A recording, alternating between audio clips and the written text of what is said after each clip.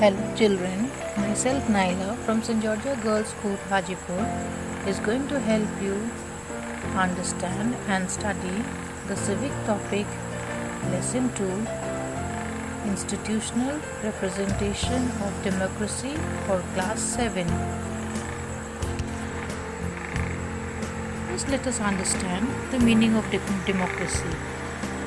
Democracy is a form of government in which the rulers are elected by the people. Who are the rulers? What kind of election? Who are the people? What kind of form of government? According to Abraham Lincoln, democracy is a government of the people, by the people, and for the people.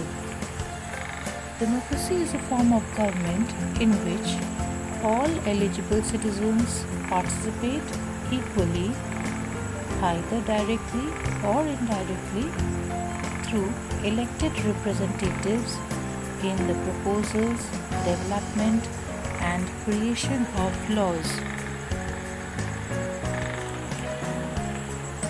What are the key elements of democracy? It is ruled by the people. A democracy is a political system where the people choose the government through regular, free and fair elections. Justice and equality. Justice and equality are the two pillars of democracy. Let us understand the features of democracy. In a democracy, the final decision-making power must rest with those who are elected by the people. A democracy must be based on a free and fair elections, where those currently in power have a fair chance of losing. In a democracy, each adult citizen must have one vote and each vote must have one value. A democratic government rules within limits set by constitutional law and the citizens' rights. The opposition parties are allowed to function freely before and after the elections. The democratic government are based on fundamental principles of political equality. So the features are that there should be a representative democracy. The people cannot be expected to have the time or interest to make important and regular decisions. Then representatives can educate the public on public issues, and representatives ensure the interests of all sections of society, including minorities, are taken into account and can be held accountable for their decision. So in a democracy we see that democracy is a form of government where all eligible citizens can cast a vote to choose their representatives in the government. Democracy is a type of political system or a system of decision making within an institution or organization, etc., in which all members have equal share of power. According to the Oxford Dictionary, a system of government in which all the people of state or polity are involved in decisions about its affairs, typically by voting to elect a representative to a parliament or similar assembly. Now let us understand the merits of democracy. A democratic government is a better government because it is more accountable form of government. Democracy improves the quality of decision making. Democracy provides a method to deal with the differences and conflicts. It is suitable for countries like India. India having diversity of language, religion and cultures, democracy in India made it possible to keep unity in diversity. In a democracy, no one is a permanent winner or loser. So we can say that democracy is better than any form of government because it allows us to correct its own mistakes. Democracy also enhances the dignity of citizens because it is based on the principles of political equality, on recognizing that the poorest and the least educated have the same status as the rich and the educated. There are some demerits or drawbacks of democracy. What are they? In a democracy, we see that the leaders keep changing in a democracy. This leads to instability. Democracy is all about political competitions and power play. There is no scope for morality. Elected leaders do not know the best interest of the people. It leads to bad decisions. Democracy leads to corruption, for it is based on electoral competitions. Ordinary people do not know what is good for them. They should not decide anything. They do not have the right to decide anything. It is only the leaders who are in power that they make their decision. So it leads to corruption, for it is based on electoral competitions. Now in democracy, majority of the people rule through their elected representatives. Why?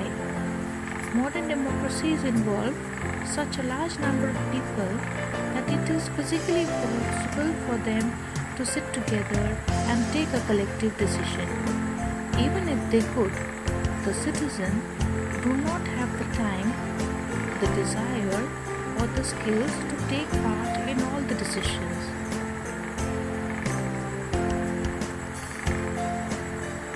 What is the aim of a good democracy? We can say that a true democracy will come to this country only when no one goes hungry to bed. In a democracy, every citizen must be able to play equal role in decision making. For this, you don't need just an equal right to vote. Every citizen needs to have equal information, basic education, equal resources, and a lot of commitments. Let us understand democracy in the Indian context.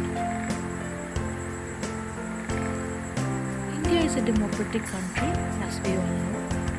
The principle of democracy is that the government of the state is carried out with the cooperation and consent of the people.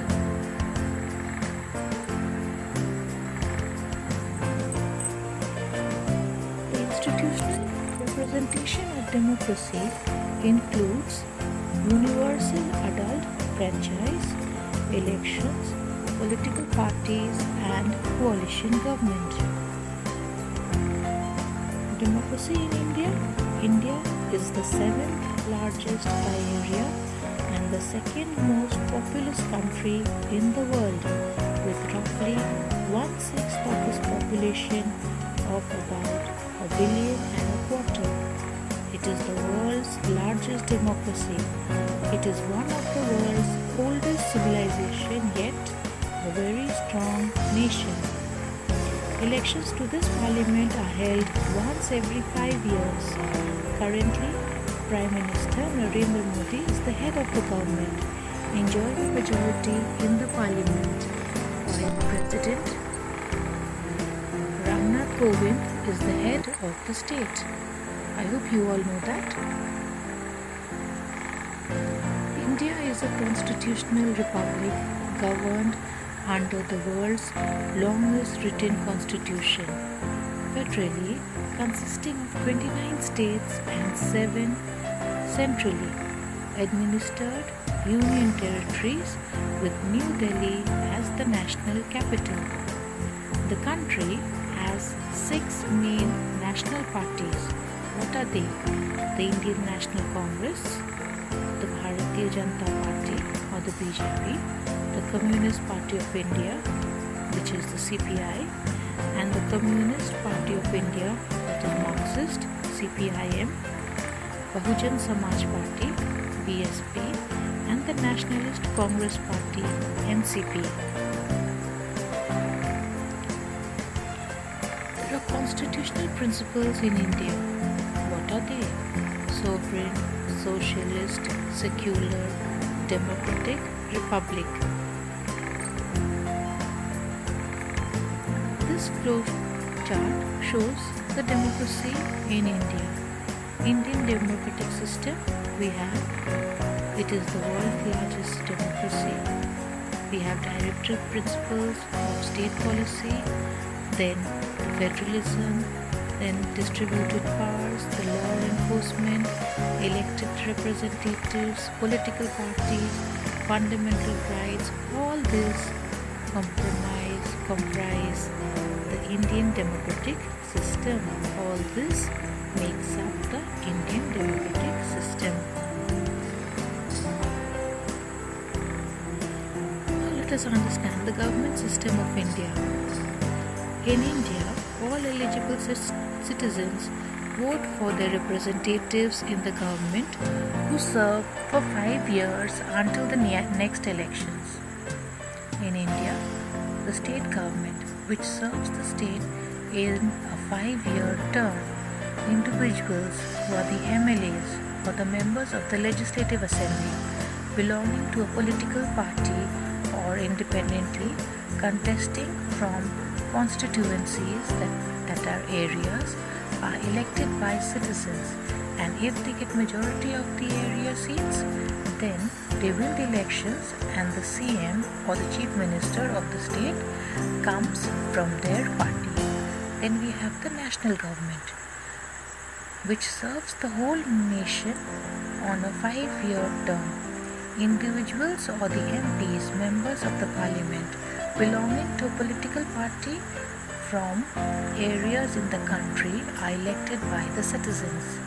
If a political party gets majority of the seats, then they can serve the country for 5 years, and the PM or the Prime Minister of the country comes from this party.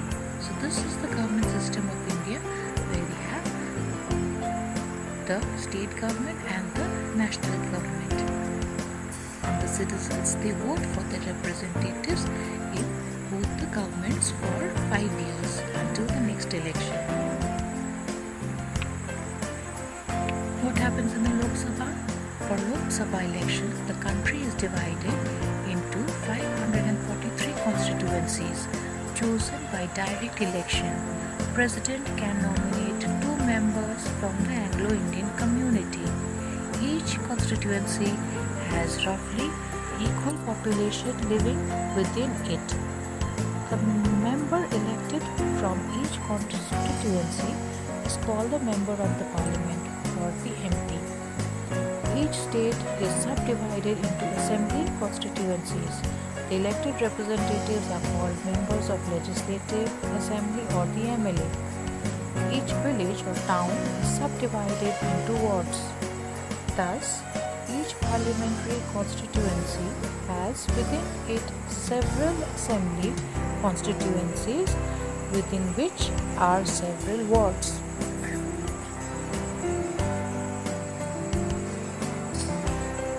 Now the Rajya Sabha. The Rajya Sabha or the Council of States is the upper house of the Parliament of India. Membership is limited to 250 members, 12 of whom are nominated by the President of India for their contribution to art, literature, science and social services. The remainder of the body is elected by the state and territorial legislatures indirectly. Members sit for 6-year terms, with 1/3 of the members retiring every 2 years. Let us understand the political system. India is a federal state with its central government and capital in New Delhi. India comprises of 29 states and 7 union territories, while all of you know that India has 29 states and 7 union territories. Now the executive. The executive comprises of President, the Vice President, and the Council of Ministers. All the executive powers are vested, that means it is in the hands of the President, who acts on the advice of the Council of Ministers. Prime Minister is the leader of the majority party and the Parliament who heads the Council of Ministers. The Judiciary. What is the Judiciary? The Honorable Supreme Court is the Judiciary that comprises of Chief Justice and 25 other judges appointed by the President. Judges hold the office till 65 years of age. President may consult the Supreme Court or any question of factor, law of public importance. The Chief Justice of India, Mr. K.G. Balakrishnan, he was the first Chief Justice of India, first ST Chief Justice of India. Now the legislature. Parliament has the power to make laws for the whole or any part of the territory of India. List 1 of the Constitution. State legislature have the power to make the laws of the state. List 2 of the Constitution. List 3, that is combining Parliament and the state legislatures. Now what is a political institution? Parliament comprises of 2 houses as we know, the Lok Sabha and the Rajya Sabha. Lok Sabha is the lower house elected directly by the people of India. There are 545 seats, 2 of which are selected by the President, which represents Anglo-Indian community. The head of the Lok Sabha is elected by the MPs. The current First Lady Speaker in the history of the Republic of India is Meera Kumar.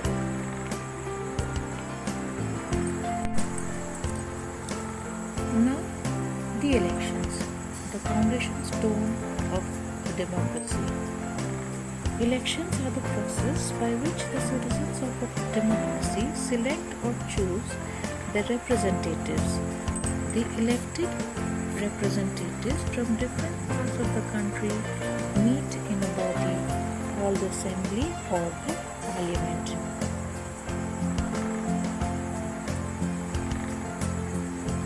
Elections have to be held at regular intervals. Some countries hold them every 5 years, while some hold them every 4 years or 6 years.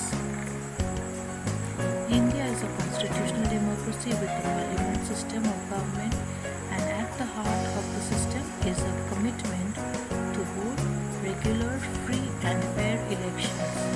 These elections determine the composition of the government, the membership of the 2 houses of the parliament, the state and the union territory, legislative assemblies, and the presidency and the vice presidency. The mainstay of a democratic society. Elections help to solve the problems of successions in leadership and thus contribute to continuation of democracy. Under elections we have the general elections. In India, elections are held once in 5 years. This is called the general elections.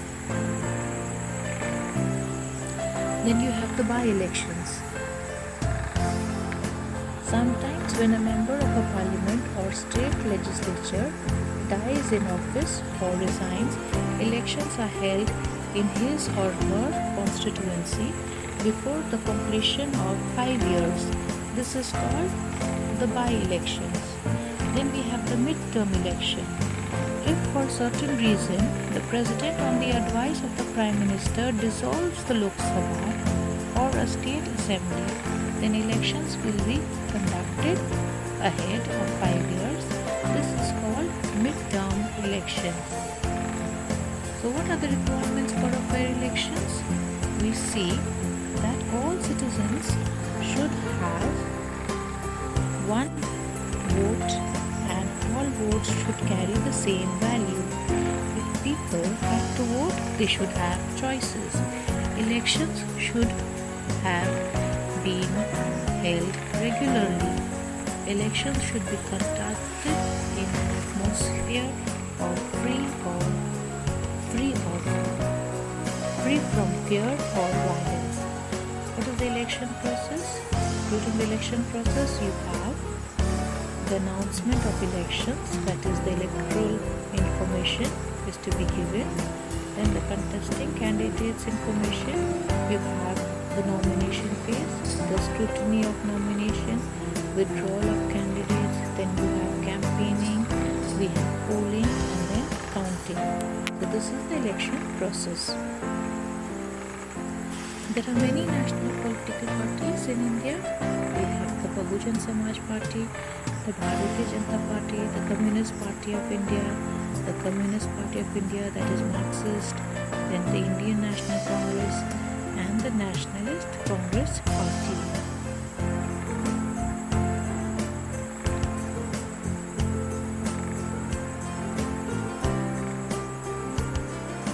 Now, how has democracy helped India?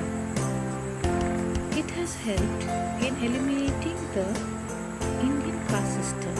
Eliminating means taking away or withdrawing the Indian caste system, which was majorly causing discrimination. This was done by giving equal rights to everybody. For example, reservation is government departments made for Dalits and other backward castes. Then successive governments have created economic reforms to encourage economic development of the country.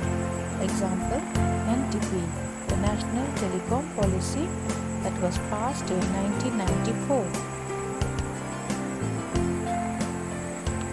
Then how has democracy harmed India? Can we say that democracy is harmful, or how has it harmed India? When a party does not win majority of seats or area, a coalition government is formed. What is a coalition government? That means no single party gets a majority. On such occasion, two or more parties join together to stake their claim or to form a government. This is called a coalition government. That means no single party gets the majority number of votes. So, two or more parties, they join together to form a government. And since a coalition consists of different parties, each with its own view or issues, sometimes the government may not last on full term. If there is a disagreement on any issue, any one or more of the parties could withdraw support and the government could fall down. So how has this harmed?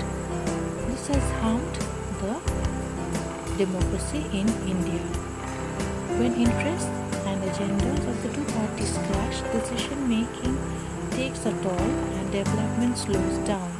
For example, the current UPA government is a coalition government of INC, NCP, NC and many others. Bad influences of parties or politicians. Political party also aims at capturing power. They try to win the election by hook or by crook, practicing immoral methods, inciting hatred, spreading caste feelings, etc. This lowers the national character. For example, Azam Khan booked for hate speech. Then the misuse of public funds by some elected people. Government sometimes uses a lot of taxpayers' money for inappropriate purposes. Some politicians and ministers waste public money on their tours, recreation and building up assets, buying cars, gold, property, etc. That means some ministers spend money for their own luxury. For example, Bollywood event organizers by Akhilesh Yadav in UP, where he spent approximately 20 crores spent on the actors. So, this is misuse of the public funds by some elected people.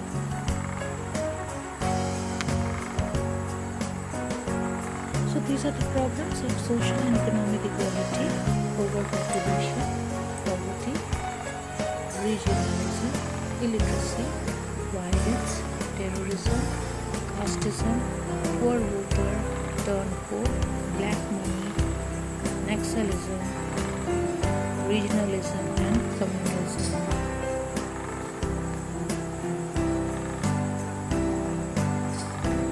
There is corruption. Corruption is one of the most cursed enemies of the society and needs to be removed by all ministers in India. The problem is that we just say and just say but do nothing. We all know that corruption is one of the biggest enemy, but we cannot do nothing. Political corruption is the abuse of public power, office or resources by elected government officials for personal gain. Example, by extorting, soliciting or offering bribes. It can also take the form of office holders maintaining themselves in office by purchasing votes, by enacting laws which use taxpayers' money. So in brief, we can say that what are the solutions? There should be limited party system. Educational qualification must be there to contest elections. There should be uniform civil code, curb corruption with strong laws, fixed tenure to contest elections. The government should be more accountable to citizens, responsible to the needs and expectations of the citizens. These are the pictures of a few great politicians of India.